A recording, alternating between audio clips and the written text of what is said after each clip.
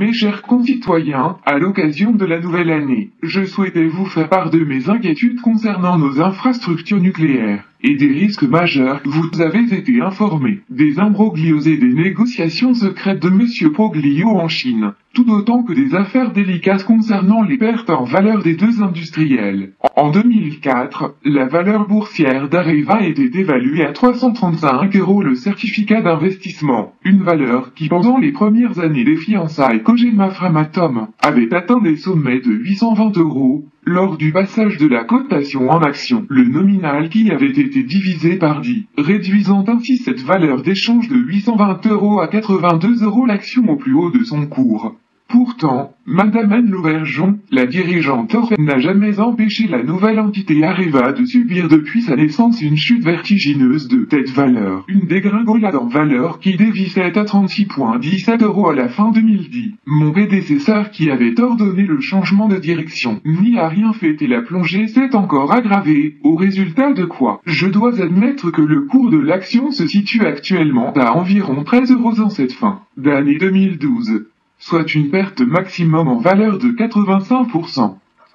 2,5 milliards en bilan négatif pour un CA de 8,8 milliards € la même année. De plus, la dette financière de plus de 5,5 milliards €, les 6 milliards € de fonds propres que possède le groupe nucléaire Areva ne nous permet plus d'envisager son développement, notamment dans le secteur minier, principalement dans la mine à ciel ouvert sur le site d'Imouraren, dans le nord du pays au Niger. Ces mauvais chiffres sont une logique et d'une certaine façon, l'engagement pris lors de ma campagne électorale de réduire la part du nucléaire dans la production d'électricité ne doit-elle pas commencer à la source? Et ce n'est pas tout, Areva qui avait été dans l'obligation d'inscrire dans son bilan à la fin 2011 un résultat net en négatif de 2,5 milliards €. Des pertes nettes liées principalement aux provisions pour couvrir les surcoûts du chantier nucléaire finlandais d'une part, et d'autre part de renflouer le trou minier Grameen, entreprise morte née en Centrafrique. Une dépense est bien réelle pour l'exploitation de mines d'uranium, dont les fonds auraient transité par des réseaux douteux, îles Vierges et paradis fiscaux, de Paris au Canada, via le triangle des Bermudes, transfert de fonds aussi rocambolesque qu'indigne réalisé par ces cadres dirigeants. De plus, acceptés et si j'ose le dire, qui se sont fait rouler dans la farine. Rien ne va plus chez nos énergéticiens français, ils sont à bout. Toute la presse le confirme dans les quotidiens économiques du jour. En effet, la valeur boursière d'EDF a aussi fondu comme neige au soleil. L'électricien est classé au rang des plus mauvais résultats du CAC 40 2012. Pourtant la bourse de Paris qui a grimpé de plus de 15% ces 12 derniers mois, pendant que le pouvoir d'achat et les factures énergie grimpaient comme jamais. Ainsi la valeur de l'action EDF est actuellement cotée à 13,98 €, soit une baisse de 25,64% sur un an.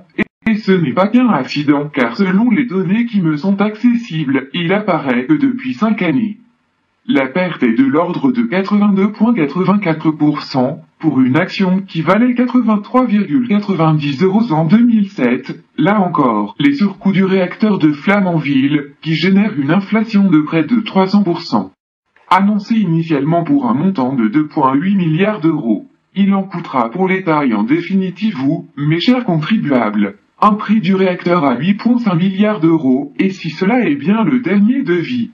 Le débat sur la transition énergétique que j'ai programmé en ce début d'année 2013 comportera un chapitre et un atelier à ce sujet pour révéler cette dégringolade financière.